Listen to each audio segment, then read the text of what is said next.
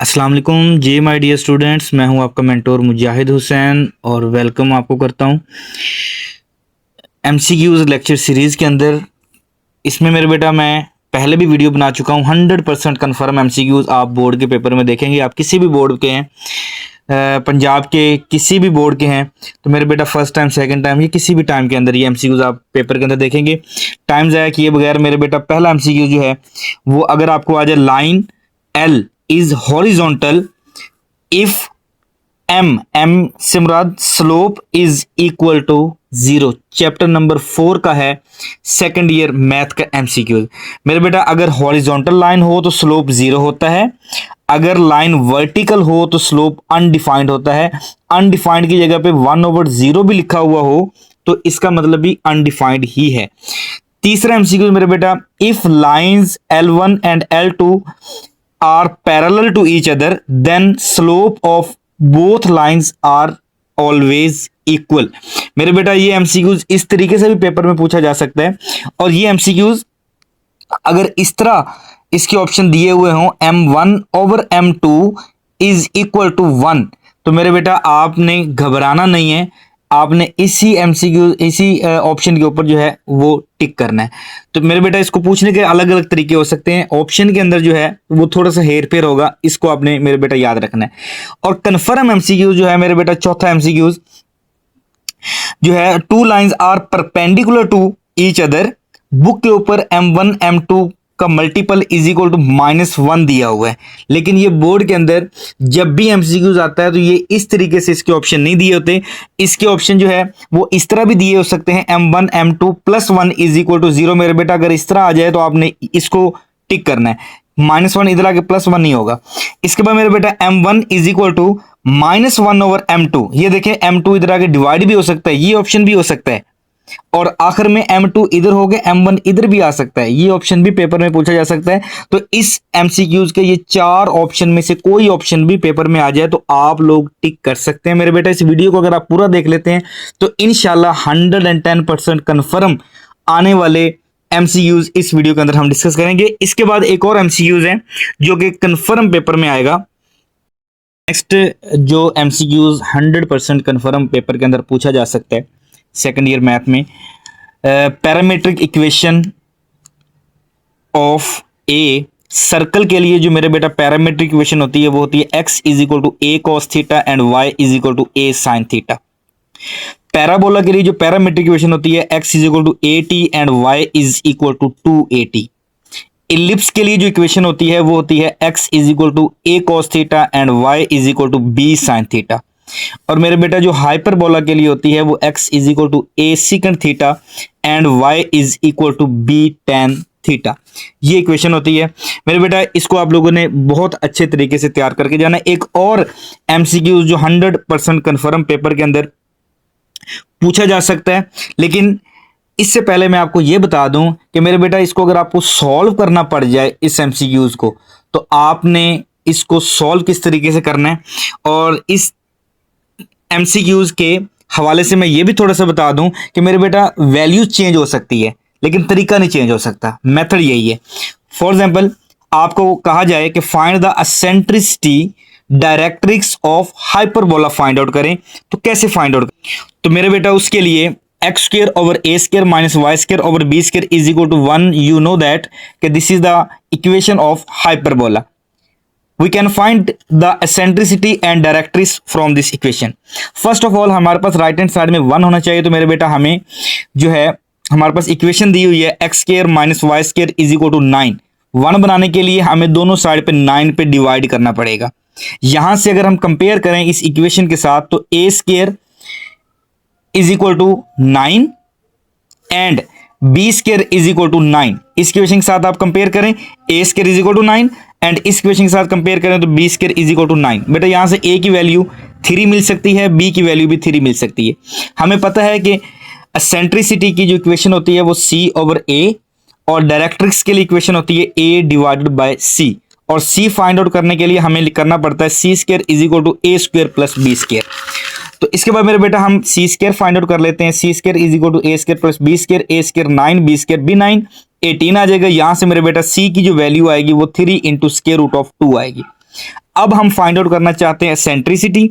तो एसेंट्रिसिटी के लिए मेरे बेटा इक्वेशन जो हमने पढ़ी है वो है C/A। C की वैल्यू हम फाइंड आउट कर चुके हैं, A की वैल्यू हमें पता है कि 3 मिली थी, तो दोनों को डिवाइड करेंगे तो हमारे पास एसेंट्रिसिटी फाइंड आउट हो जाएगी, जो कि 110% पेपर के अंदर वैल्यू चेंज हो सकती है, लेकिन ये क्वेश्चन पेपर के अंदर जो है वो पूछा जाएगा चाहे कोई भी बोर्ड हो। मेरे बेटा इस वीडियो को स्किप नहीं करना, आगे चल के मैं आपको बोर्ड के पेपर में से भी बताता हूं कि कौन कौन से एमसीक्यू जो है वो इंपॉर्टेंट है। नेक्स्ट मेरे बेटा, अगर डायरेक्ट्रिक्स फाइंड आउट करने के लिए कहा जाए तो उसके लिए इक्वेशन होती है A/E। A की वैल्यू 3 थी और E की वैल्यू अभी हमने फाइंड आउट की है 2√, दोनों को डिवाइड करेंगे तो हमारे पास directrix of the hyperbola find out हो जाएगी। इसके बाद मेरे बेटा 100% कंफर्म एमसीक्यू जो बोर्ड के हर पेपर के अंदर पूछा जाएगा वो हम डिस्कस करते हैं। इसी तर्ज का एक और एमसीक्यू मेरे बेटा पूछा जाता है पेपर के अंदर, find the eccentricity of the ellipse. ये शॉर्ट क्वेश्चन भी पूछा जाता है, लेकिन ये ज्यादातर एमसीक्यूज के अंदर पूछा जाता है। आपको एक इक्वेशन दे दी जाएगी x² + 4y² = 16 और आपसे कहा जाएगा कि आप इसकी एसेंट्रिसिटी बताएं कितनी होगी। तो मेरे बेटा हमें वहां पर फाइंड आउट करना पड़ेगा। सबसे पहले हमें पता होना चाहिए कि इलिप्स की इक्वेशन क्या होती है, x² + y² + b² = 1। एसेंट्रिसिटी के लिए फार्मूला C/A और C फाइंड आउट करने के लिए A² - B² होगा। नेक्स्ट मेरे बेटा हमारे पास इक्वेशन दी हुई है x² + 4y² = 16। तो 1 बनाने के लिए हमें 16 पे डिवाइड करना पड़ेगा बोथ साइड। नेक्स्ट मेरे बेटा x² / 16 एज इट इज आ जाएगा। यहां पर हमारे पास ये 4 कैंसिल हो जाएगा, ऊपर y² / 4 बन जाएगा, यहां पर ये कैंसिल होकर हमारे पास सिर्फ 1 बच जाएगा। अगर हम इस इक्वेशन के साथ कंपेयर करते हैं जो कि इलिप्स की इक्वेशन है, तो A² की जगह पे हमें क्या मिल रहा है 16, B² की जगह पे क्या मिल रहा है जी 4। A² की वैल्यू 16, B² की वैल्यू 4। तो मेरे बेटा यहाँ पे A² है तो A की वैल्यू 4 बनेगी स्क्वायर रूट लेके, और B की वैल्यू बनेगी हमारे पास 2। सबसे पहला टारगेट हमारा C फाइंड आउट करना, तो C फाइंड आउट करने के लिए C² = A² - B²। तो अब मेरे बेटा हमें C की वैल्यू भी मिल गई है, A की वैल्यू हमारे पास पहले मौजूद थी, दोनों को डिवाइड करेंगे तो हमारे पास एसेंट्रिसिटी फाइंड आउट हो जाएगी। तो इस तरीके से अगर आपके पास एसेंट्रिसिटी का क्वेश्चन आ जाए तो आप फाइंड आउट कर सकते हैं। नेक्स्ट मेरे बेटा एक और एमसीक्यूज जो कि 100% पेपर के अंदर पूछा जाएगा, और वो ये है चौथे चैप्टर का एमसीक्यूज है कि अगर मेरे बेटा पेपर के अंदर पूछा जाए कि स्लोप इंटरसेप्ट फॉर्म कौन सी है, तो वो आपके पास y = mx + c होगी। ये आप लोगों ने मेरे बेटा याद रखनी है। नेक्स्ट अगर आपसे पूछा जाए कि पॉइंट स्लोप फॉर्म कौन सी है, y - y1 = m × x - x1। Symmetric form के लिए x - x1 over cos alpha, y - y1 over sin alpha = 1। अगर पूछा जाए टू पॉइंट स्लोप फॉर्म, तो y - y1 = y2 - y1 over x2 - x1, x - x1 आएगा। Two intercept form x over a + y over b = 1। और मेरे बेटा अगर normal form पूछी जाए तो x cos alpha + y sin alpha = p। ये एमसीक्यूज भी पेपर के अंदर कंफर्म पूछा जा सकता है। अब मेरे बेटा मैं आप बात करूं कि यही एमसीक्यूज बोर्ड के पेपर में भी आएंगे, और इसके अलावा और कौन कौन से कंफर्म एमसीक्यूज हैं वो मैं बताने लगा हूं। मेरे बेटा इस वीडियो के साथ जुड़े रहें, एंड तक आपने लाजमी तौर पे देखनी है, और अगर ये वीडियो पसंद आया तो दोस्तों के साथ शेयर करनी है और इस चैनल को सब्सक्राइब भी करना है। जी मेरे बेटा मेरे सामने साहिवाल बोर्ड का 2023 का पेपर है। इसके अंदर कुछ एमसीक्यूज आए हुए हैं, आपने उसको माइंड में रखना है हमेशा। एमसीक्यूज नंबर 2, अभी मैं थोड़ी देर पहले वजाहत कर चुका हूं कि two line L1 and L2 with slope M1 and M2 are perpendicular. When perpendicular, then their multiply is always equal to -1। और मैंने आपको तीनों कंडीशन बताई थी कि किस तरीके से पेपर में ये एमसीक्यू जो है वो पूछा जा सकता है। उन्होंने वही बात की, M1 M2 + 1 = 0 दिया हुआ है। नेक्स्ट मेरे बेटा एमसीक्यू नंबर 6 के ऊपर जरा आप गौर करें। Equation of the point circle की इक्वेशन कौन सी है? इसके लिए मेरे बेटा ये ऑप्शन है x² + y² = 0। इसको भी आप लोग रट्टा लगा लें। नेक्स्ट मेरे बेटा ये मैं अलग से एक वीडियो बना चुका हूं, उसके अंदर मैंने बताया था कि ये 3-4 कंडीशन वाले एमसीक्यू पूछे जाएंगे। For hyperbola value of eccentricity is eccentricity is always greater than 1। और मैंने आपको बताया हुआ है कि एसेंट्रिसिटी ऑफ सर्कल क्या होती है, एसेंट्रिसिटी ऑफ इलिप्स क्या होगी, एसेंट्रिसिटी ऑफ द पैराबोला क्या होगी। नेक्स्ट मेरे बेटा ये एक और confirm MCQs, log of x integration. मेरे बेटा इसकी इंटीग्रेशन डायरेक्ट नहीं होती, आपको पता होना चाहिए। हमें इसको सॉल्व करके बाय पार्ट्स इंटीग्रेशन के साथ सॉल्व करके इसका आंसर जो है वो फाइंड आउट करना पड़ता है। और ये शॉर्ट क्वेश्चन में आ जाए तो आपको कंप्लीट सॉल्व करना पड़ेगा, और अगर एमसीक्यूज में आ जाए तो आप बेटा इसके आंसर को रट्टा लगा लें। इसके बाद मेरे बेटा एक और एमसीक्यूज, इंटीग्रेशन ऑफ e की पावर 2x। याद रखिएगा मेरे बेटा e की पावर x की इंटीग्रेशन e की पावर x होती है, और e की पावर x का डेरिवेटिव भी e की पावर x होता है। और ये एमसीक्यूज भी पेपर में आ जाता है मेरे बेटा। अगर e की पावर 2x इंटीग्रेशन में आ जाए तो 2 डिवाइड हो जाएगा, ये 2 डिवाइड हो जाएगा। और अगर इसका डेरिवेटिव पूछा जाए तो वो मेरे बेटा 2 साथ मल्टीप्लाई हो जाएगा। सिर्फ इतना सा फर्क है। एमसीक्यू नंबर यहां पे 6 है, मुल्तान बोर्ड में दिया हुआ था, और ये भी बहुत इंपॉर्टेंट है। Slope of the perpendicular line x plus 2y plus 3 is, ये सिर्फ 2 होगा। अब बहुत सारे बच्चों को कंफ्यूजन होगी कि ये 2 कैसे होता है। मेरे बेटा मैं आपको सॉल्व करके देता हूं। मेरे बेटा इसका सोल्यूशन ये है, यहां पर जो एमसीक्यूज था उसमें ये दिया हुआ है कि slope of the line perpendicular to the line this.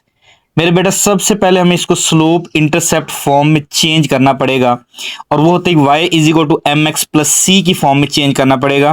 तो मेरे बेटा यहां पर हमारे पास इक्वेशन है x plus 2y is equal to 3। 2y इधर रहने दे, x उठा के इस साइड पे ले जाएंगे, माइनस का x हो जाएगा प्लस का 3। मेरे बेटा ये 2 डिवाइड होगा तो माइनस का 1/2 x प्लस 3 आ जाएगा। हमें पता है कि the coefficient of x is m, m से मुराद स्लोप, m1 जो होगा कोफिशिएंट ऑफ x माइनस 1/2 दिया हुआ है। तो मेरे बेटा m1 is equal to minus का 1/m2। when lines are perpendicular to each other then the slopes m1 is equal to -1 over m2। ये मैं पहले भी डिस्कस कर चुका हूं। तो मेरे बेटा m1 अगर हमें ये मिल चुका है तो m2 के लिए हमें क्या मिलेगा, -1 over m1। और मेरे बेटा m1 की जगह पे आप m1 की वैल्यू पुट करें जो हमें दी हुई थी यहाँ पे, और वो क्या दी हुई थी, माइनस का 1/2, -1 ऊपर आ जाएगा, -1/2 पे डिवाइड करेंगे, माइनस माइनस कैंसिल, 2 डिवाइड ऊपर आकर मल्टीप्लाई हो जाएगा, और ये हमारे पास m2 की वैल्यू आ जाएगी 2। और यहां पर भी जो करेक्ट आंसर है वो हमारे पास है 2। यहां पर बहुत से बच्चे कंफ्यूज होते हैं, वो कहते हैं स्लोप ही तो फाइंड आउट करना था, लेकिन वो ये परपेंडिकुलर भूल जाते हैं। मेरे बेटा परपेंडिकुलर आ जाए तो यहां पर 2 आएगा, और अगर पैरेलल आ जाए तो फिर वही होगा जो m1 की वैल्यू होगी। और आगे फिर वही एमसीक्यू मेरे बेटा दोबारा रिपीट हुआ है। The lines L1 L2 with slope m1 m2 are parallel to each other, when parallel then slope 1 and slope 2 m1 is equal to m2 होता है मेरे बेटा। इसके बाद एक और मोस्ट इंपॉर्टेंट एमसीक्यूज है, in an ellipse the foci lies on major axis. मेरे बेटा इसको भी रटा लगा लें। इसके बाद एक और एमसीक्यूज है मेरे बेटा, a की पावर x का डेरिवेटिव क्या होता है। तो मेरे बेटा a की पावर x का derivative a power x log of a होता है।